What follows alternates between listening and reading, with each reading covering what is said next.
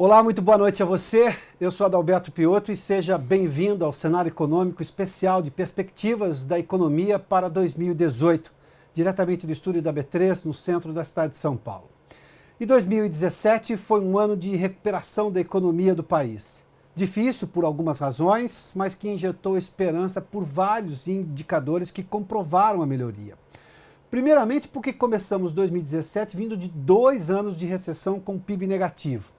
Depois, no processo de recuperação, houve a crise política de maio, com nova onda de insegurança. No entanto, como num fenômeno legitimamente brasileiro, vários indicadores econômicos já haviam se recuperado meses depois. Foi um ano de esforço por reformas estruturais, em que a trabalhista já é uma realidade e ainda se persegue a reforma da Previdência. O que esperar de 2018? Como será a economia brasileira recém-saída de uma recessão e em meio a um ano de eleições? O economista Fábio Pina, da FEComércio de São Paulo, é o nosso convidado de hoje da série Perspectivas Econômicas para 2018. Pina, boa noite, seja bem-vindo aqui ao Cenário Econômico Especial. Boa noite, é um prazer. Nós passamos por 2017 e não foi fácil. Quase incólumes. Incólumes, você diria? Quase. Mas foi um ano de muito aprendizado.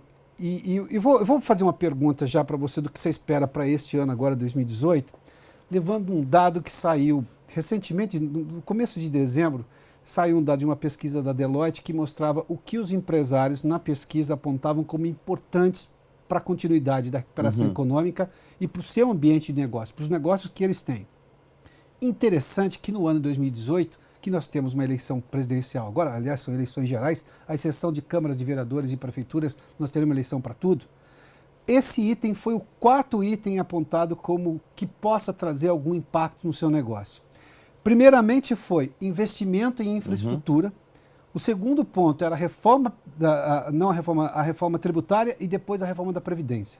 Ou seja, passa a ideia de que os empresários estão esperando e querem um país, e por isso que eu fiz menção a um ano de aprendizado. Acho que estamos todos querendo um ano que tenha segurança jurídica, que tenha segurança institucional, ou seja, que seja um país com alguma previsibilidade. Ninguém mais quer aqueles altos e baixos da economia, os picos e vales. É por aí que nós vamos ter? Acho que é esse o cenário que está se desenhando? O empresário está dizendo isso, ele quer infraestrutura. Ele diz que ele quer infraestrutura. Para não ter as perdas que nós temos. Para não ter perda, porque você consegue exportar muito, por exemplo. Vamos pegar o batido agronegócio, que a gente já sabe que tem uma produtividade tão absurda que mesmo a gente jogando toneladas de grãos pelas estradas, transportando de caminhão, fazendo tudo errado, a gente é competitivo na exportação. O Brasil é normalmente competitivo da porta para dentro. Em alguns setores, mesmo com tudo que a gente tenta reduzir a competitividade, né, da porta para fora, ele continua competitivo. Então, claro que todos os empresários industriais, o agribusiness, todos os empresários querem um país com mais infraestrutura. Se eu olhar para o comércio, eu quero mais infraestrutura. A gente continua com dificuldade muitas vezes de passar um cartão de crédito porque não tem o sinal, né? Você ainda tem certas dificuldades. Tem uma fila gigantesca para o sujeito pagar, o que é surreal. É surreal. Porque a internet do cartão não acontece. Então, o imposto de gasolina, as pessoas às vezes à noite é um problema de segurança e não tem o satélite não está disponível ou a linha não está disponível. Bom, o Brasil ainda passa por agruras que não deveria mais passar com a complexidade da economia que nós temos. Então, em primeiro lugar, é a infraestrutura, de forma geral, transportes, uma série de coisas.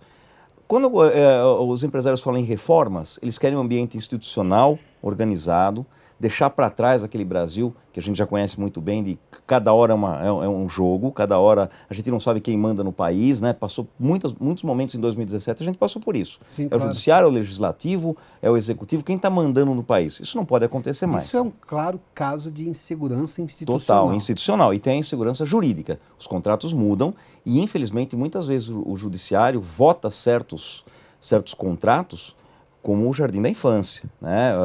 Aparentemente é justo não cobrar isso, não fazer aquilo, o plano de saúde para cá ou para lá, mas isso cria insegurança jurídica, que encarece todo o sistema, não melhora, pode beneficiar um cidadão eventualmente, até que possa merecer, mas socialmente, decisões jurídicas que rompem contratos são péssimas. Então esse quadro é óbvio para mim dos empresários. Com relação à política, eu não acredito que o empresário não tenha receio da política ou não saiba que o ambiente político é importante. Não é esse o ponto. Muita gente tem dito, olha, o país, a economia se descolou da política. Eu não acredito nisso. O que aconteceu, para mim, para nós, na nossa opinião, é que o empresário encarou o ano e a capacidade política do atual governo em reverter situações como muito grande.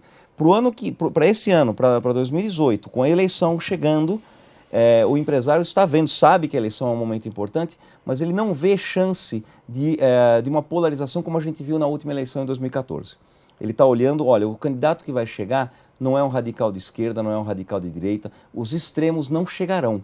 Nós vamos ter, se Deus quiser, eu acredito muito fortemente nisso, uma eleição muito sem sal, que é bom para o Brasil. Vai ser uma eleição do centro. Vão ser 2 candidatos de centro chegando no segundo turno. Por isso é que os empresários não veem a política como muito importante. Não é que não veem a política como importante, mas como acham que a continuidade é algo muito provável, continuidade de reformas, de um modelo hoje pró-mercado, né? A gente tem um modelo econômico pró-mercado, pró-emprego, um pouco mais moderno. Foram feitas algumas reformas, faltam outras, se não perfeitas, na direção correta. Isso tudo aparentemente vai continuar. Então o empresário está...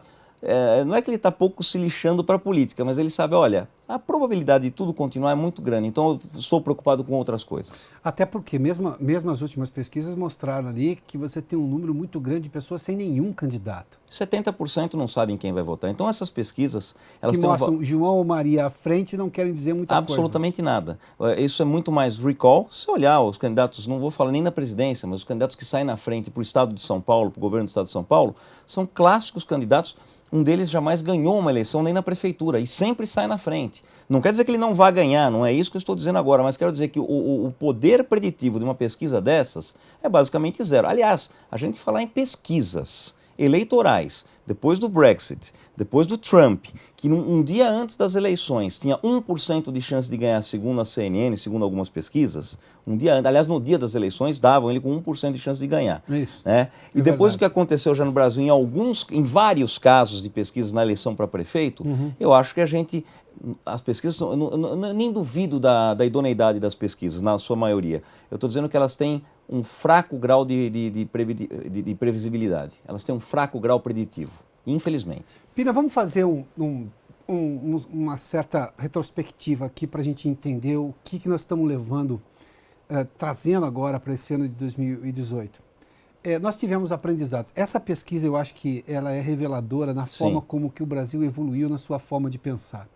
Boa parte de qualquer setor pensava em resolver o seu problema antes. Quando você vê um empresário preocupado com infraestrutura, a infraestrutura é para ele, para o negócio do lado, para todo mundo. Isso é um pensamento coletivista, melhora para todo mundo. E claro, quem é mais eficiente vai ganhar mais, isso é do jogo, ninguém reclama disso. Acho que sim. Quando ele diz assim, eu preciso de reforma tributária, eu preciso de reforma da Previdência, ele está olhando primeiro a questão da tributária, que é para uma simplificação dos negócios, o que é positivo, e a da Previdência é uma questão de solvência do país. Eu me lembro que eu trouxe um entrevistado, quando nós tivemos agora na crise de maio do ano passado, e aí o dólar estava alto ainda, teve um pico do dólar, eu perguntei, ele trabalhava com importação, eu falei, escuta, esse dólar te incomoda muito? Ele falou assim, tá, incomodar incomoda, mas não é o meu principal problema. Eu falei, qual é o seu principal problema? Meu principal problema é o risco do país.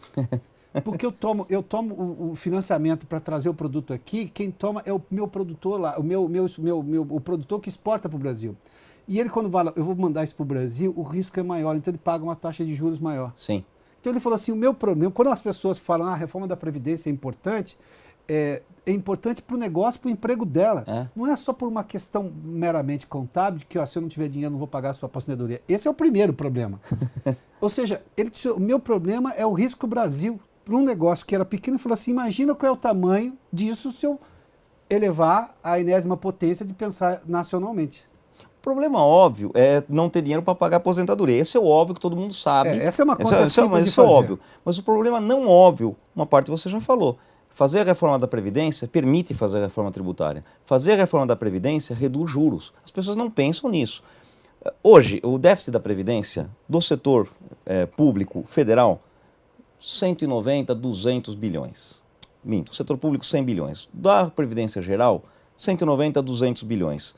Setor público, estados e municípios, outros 100 bilhões. São quase 400 bilhões de déficit. O déficit do país, geral do Tesouro, são 160 bilhões. Ou seja, se eu tirar a Previdência dessa conta, estão sobrando 240 bilhões. Fala, bom, mas eu tenho assistência, que não tem correlação. A Previdência tem correlação, o que eu paguei com o que eu recebo. Em tese teria que ter, não tem no Brasil, mas teria que ter. Então, Claro. por definição, um bom cálculo atuarial, ela é neutra, ela gera déficit zero.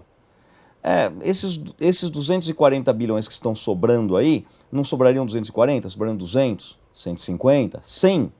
Mas não precisa mais que isso para fazer uma boa assistência. Assistência não tem correlação com o pagamento. O cidadão cai na rua, doente, não tem como pagar, ele é internado pelo sistema de saúde pública. A sociedade não vai ver as pessoas sem condições morrerem, sem saúde, sem educação e não fazer nada. Isso é assistencialismo e tem que ser feito, mas ele custaria muito menos, né? Fazendo bem feito. Então sobraria muito dinheiro. Com mais dinheiro, ou seja, fazendo um brutal superávit primário, a dívida pública reduz, a taxa de juros se reduz também. Reduzindo a dívida pública e a taxa de juros, eu posso reduzir o tamanho. Eu já reduzi o tamanho do Estado, posso reduzir a carga tributária. Então, quando a gente fala em reforma tributária no sistema atual, é só simplificação. Uma loucura, por exemplo, com 27 legislações de ICMS, para quem tem uma empresa que distribui nacionalmente, é beira o manicômio, né? Muita gente já falou isso, o Brasil é um manicômio tributário. E eu acho que o Brasil é um manicômio tributário, judiciário. O Brasil ainda beira o manicômio em vários aspectos.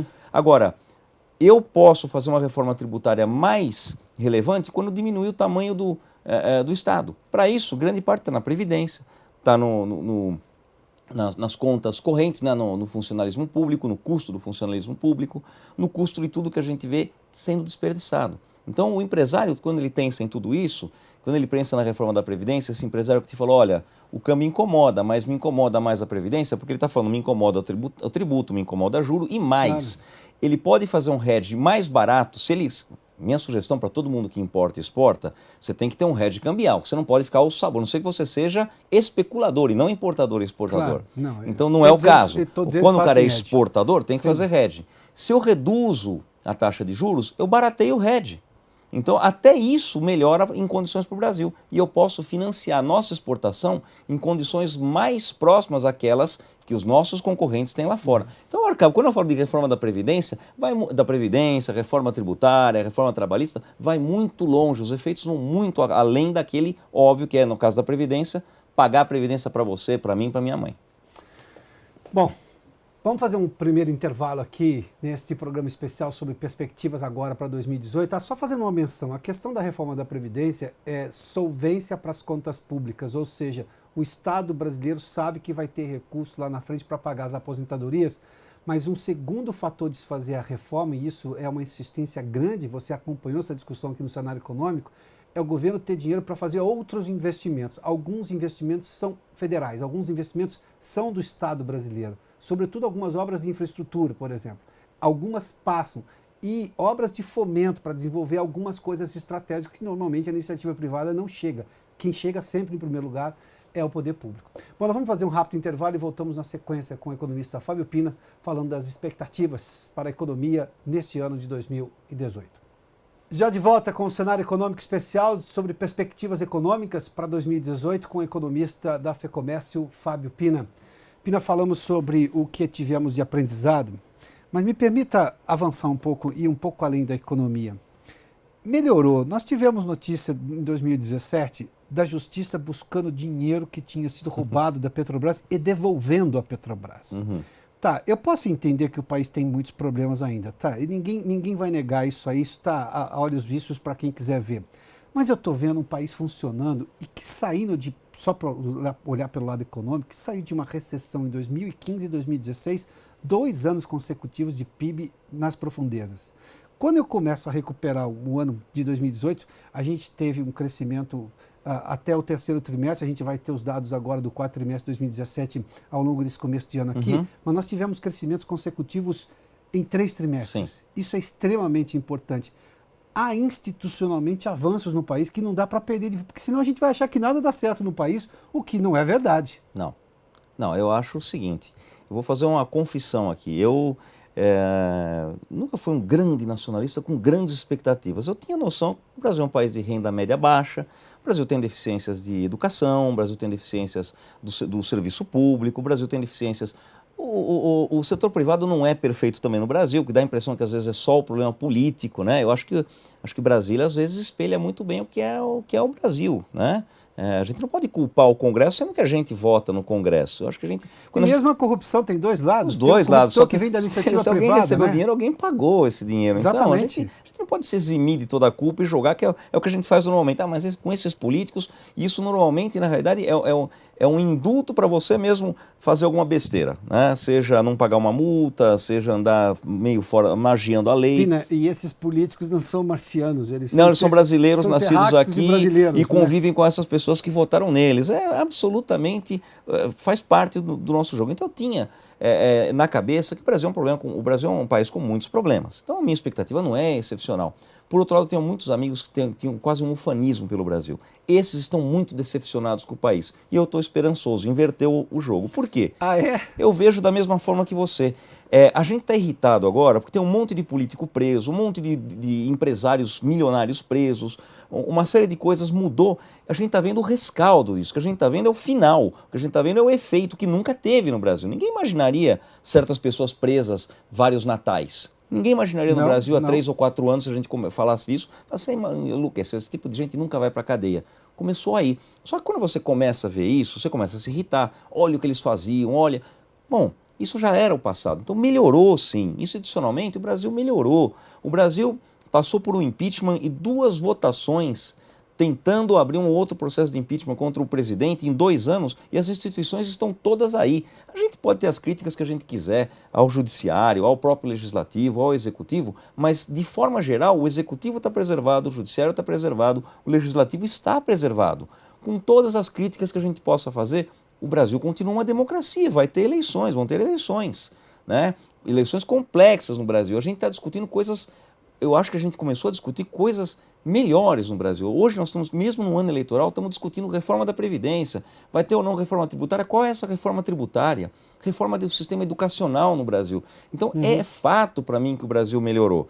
Agora, claro, depois de... Você falou que 15 e 16 foram anos de recessão. Na realidade, a recessão começou em meados de 2014. Ali você já tinha trimestres com perda de PIB, né? Então são quase 3 anos de recessão.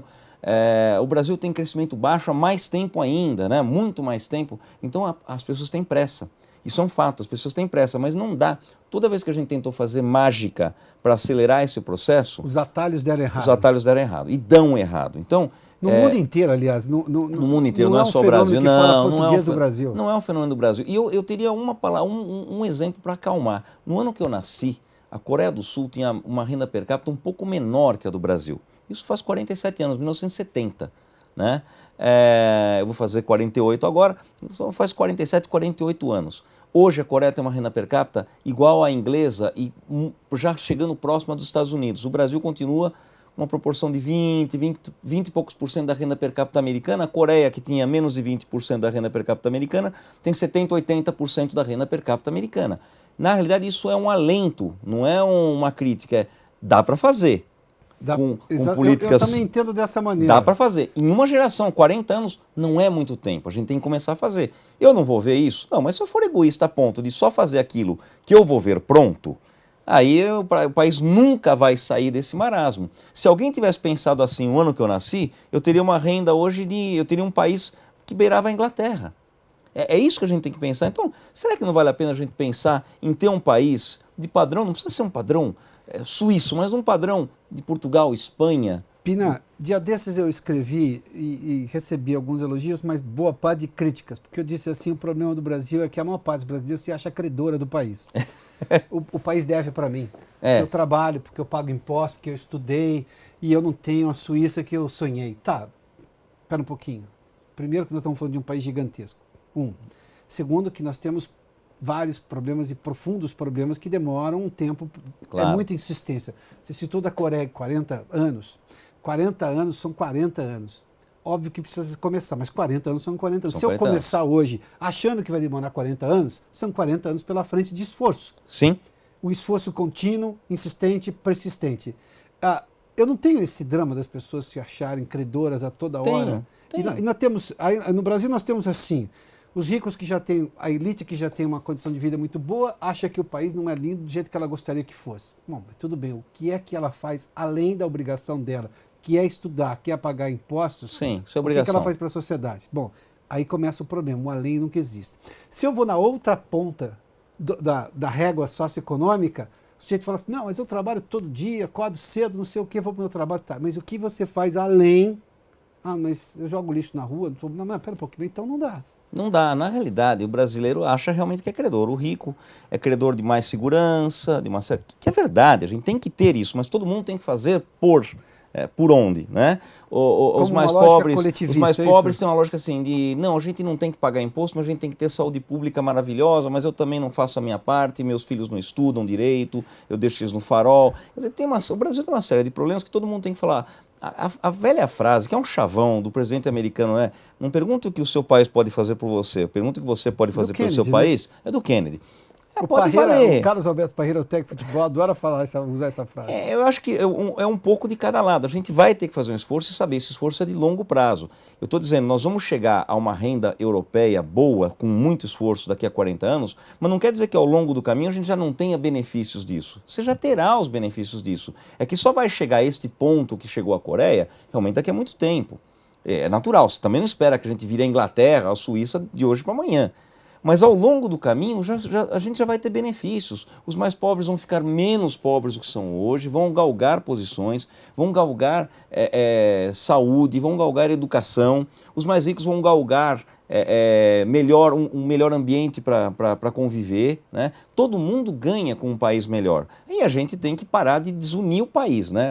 É uma coisa que a gente fez muito mal feita nos últimos anos, que é criar facções dentro do país. É todo mundo brasileiro.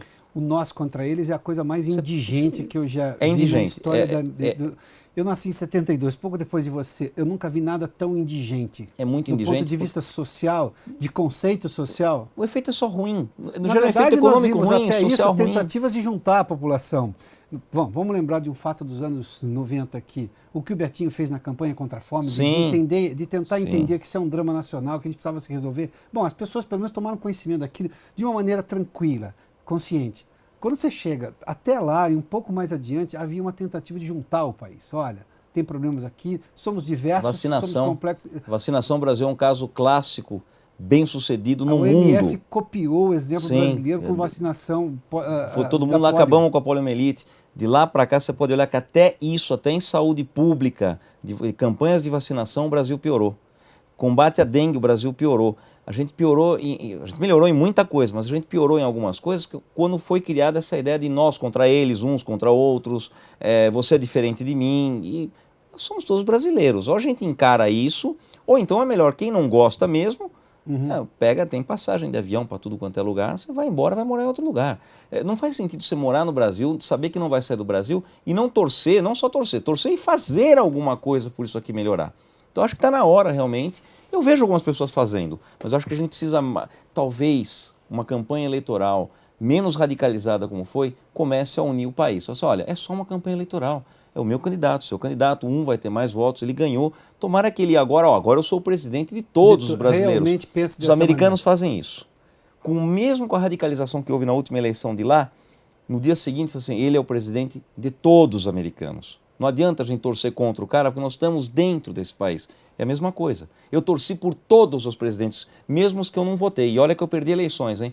Mas eu torci por eles, porque é um prazer mórbido ver dar errado para falar, tá vendo? Falei que ia dar errado. Claro, eu estou aqui. Não faz nenhum sentido. Nenhum sentido. Você vive no país, o país depende de você e você depende do país. Claro. É uma troca justa da entidade país e os seus cidadãos, não é? Sim, eu não gosto muito também dessa frase, mas eu sou honesto. Mas isso é obrigação. A gente tem que mudar isso no país. Essas coisas têm que ser... Pagar imposto. Eu pago meus impostos. Sim, deveria pagar mesmo. Por que você não pagaria? Então tudo isso... Não consigo entender qual a razão de não pagar. Quando o cara fala assim, não, mas eu pago meus impostos. Sim, mas faz parte. Você tem que exigir que o funcionário público trabalhe bem, mas não com esse argumento que você paga os impostos. O argumento é, ele está recebendo para trabalhar. O argumento não é, eu sou o seu patrão. Esse argumento também é meio bobo. Eu pago os impostos que te sustentam, né? O cidadão com o funcionário público. Não, você tem que exigir que o funcionário público trabalhe porque ele recebe para trabalhar. E ele tem que exigir que você pague imposto porque é assim que é a regra, a lei para todos. Ponto final. Pina, muitíssimo obrigado pela análise de 2017 e as perspectivas agora para esse ano 2018. Que são boas, eu acho que são boas, sim. Pina, obrigado pela gentileza. Disponha. Fábio Pina, economista da FEComércio, conversou conosco nesta semana, nessa série especial do cenário econômico, para discutir justamente as perspectivas agora de 2018. O Cenário Econômico termina aqui, nós estaremos de volta amanhã com essa série especial sobre o que esperar deste ano de 2018. Muito obrigado pela sua companhia, pela audiência. Até amanhã.